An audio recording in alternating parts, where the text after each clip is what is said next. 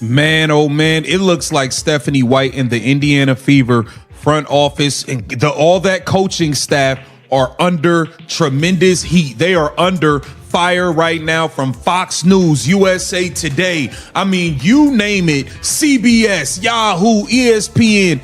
They are in a lot of heat. And a lot of people now online are calling for an investigation on this coaching staff for potential abuse to Caitlin Clark. We got to get into it. Welcome to Keep the Vision. Make sure you like, comment, subscribe, share the channel, hit that bell notification to hype the video. That'd be greatly appreciated. Let's get right in it.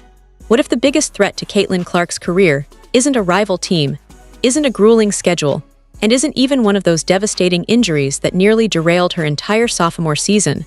What if the real danger has been lurking right inside her own organization this entire time? Because over the last few weeks, a storm has been building inside the Indiana Fever franchise that has crossed far beyond the basketball court. A sideline blow-up caught on camera and viewed by millions. A second tense confrontation with a completely different coach. A longtime reporter suddenly banned from covering the team. A front office wrapped in silence while the entire sports world demands answers. And a fan base that has gone from frustrated to furious, flooding social media. This is just one instance. You got this Brianne January situation. Then you had this situation here. Stephanie White pulling on her arm, tugging on her, and Caitlin Clark pulling her arm away. Right here. You know, it's just been a non-stop circus, and the people are calling for an investigation into this organization to see what the hell is actually going on. What is going on with these coaches? What's going on with all of it? And then you're going to see here when I can't. With calls for a full investigation into the coaching staff. This isn't a minor disagreement being blown out of proportion. This involves Fox News, ESPN, USA Today, CBS, and Yahoo all running coverage on the same story. When outlets that don't normally touch the WNBA are leading with your franchise's name, you know the situation has crossed a line. And at the center of all of it stands Caitlin Clark, the most popular player this league has ever seen, a generational talent who is supposed to be the face of a new era for women's basketball, now caught in a controversy that has people questioning whether the very people paid to develop her are actually working against her. So let's break down everything that has happened. What both sides are. We saw this interaction with Stephanie White going off on her on the sideline and then throwing the clipboard. I mean, just it's been a lot. And I think it's over between Caitlin Clark and Stephanie White. I mean, you just look at how she's acting, and then you know, there's a line. And I think Stephanie White has officially crossed the line with Caitlin Clark, and Caitlin Clark checked out and didn't even want to play. Let's take a look at what KC had to say about it, man. This thing is getting pretty big, man. Every news cycle is definitely major news publication is talking about this.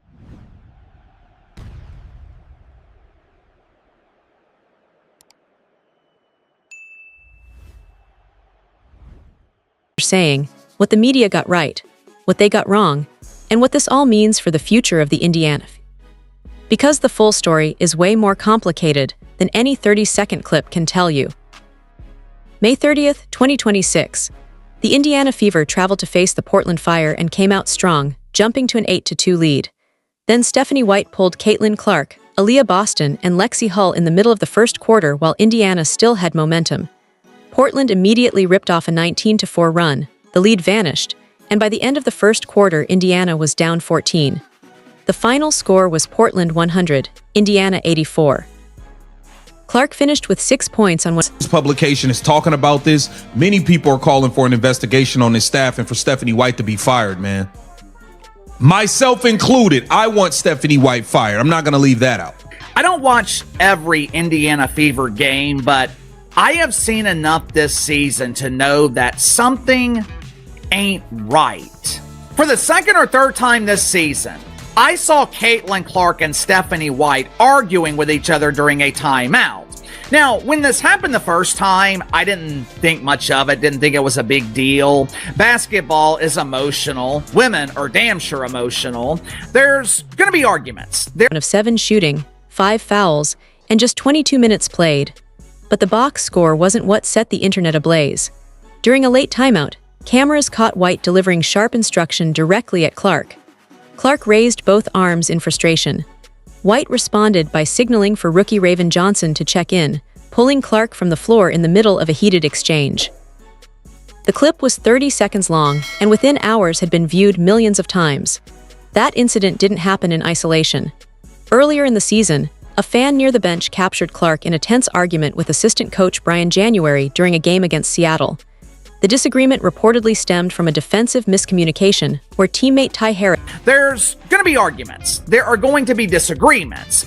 But I don't think what we are seeing between Caitlin Clark and Stephanie White, I don't think these are minor disagreements. Something is seriously wrong here. Whether they don't like each other or they don't respect each other, this is happening far too often for this to be something that the front office can just ignore.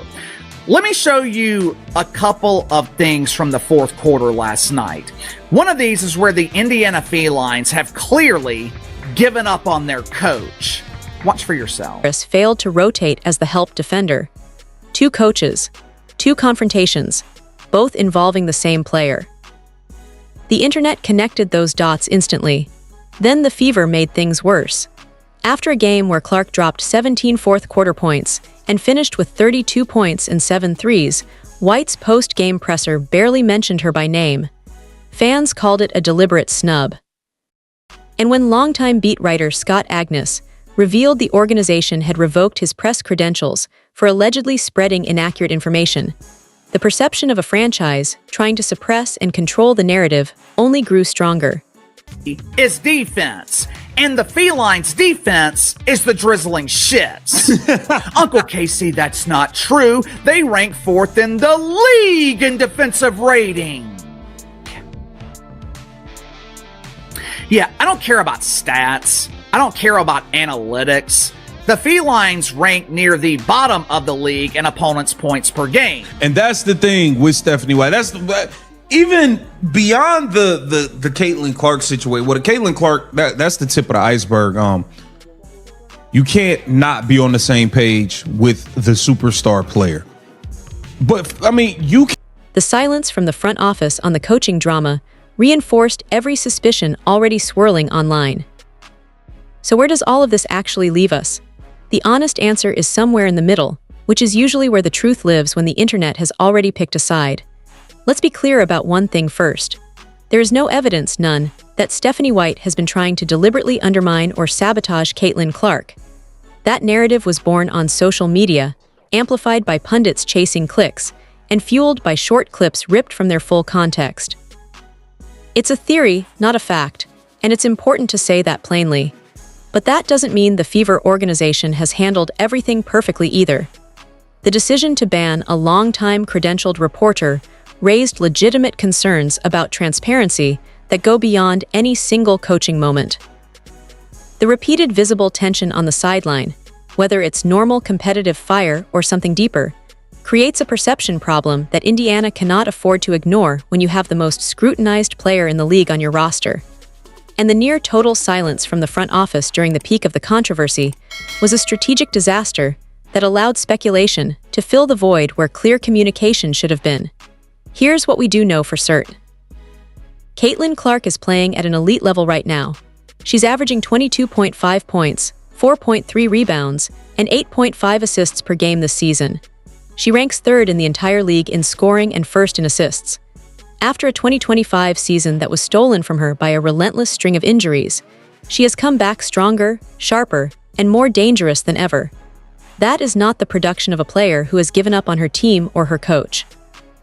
The Fever currently sit as the 5th favorite to win the WNBA championship this season, behind the New York Liberty, Las Vegas Aces, Atlanta Dream, and Minnesota Lynx. The talent is clearly there. The ceiling for this roster is real. But championships have never been won on talent alone. They're built on trust, communication, and an unbreakable bond between a team and its coaching staff. The question the Indiana Fever have to answer going forward isn't whether Stephanie White got too animated during a timeout in Portland. It's whether this franchise can rise above the noise, protect its culture from the outside chaos, and build the kind of environment where its generational star can thrive without every sideline conversation becoming a national incident. Because the uncomfortable truth is this: the biggest threat to Caitlin Clark's legacy might not be a rival defender, a tough playoff bracket, or another injury scare. It might be the circus that surrounds her every single day. And if the Fever don't find a way to shut that circus down and let their team just play basketball, all the talent in the world won't be enough to save this season from slipping away. Before going further, if you're enjoying this video, don't forget to smash that subscribe button. It really helps us keep bringing you the content you love. Share this video with your friends so they don't miss out on all the drama and excitement.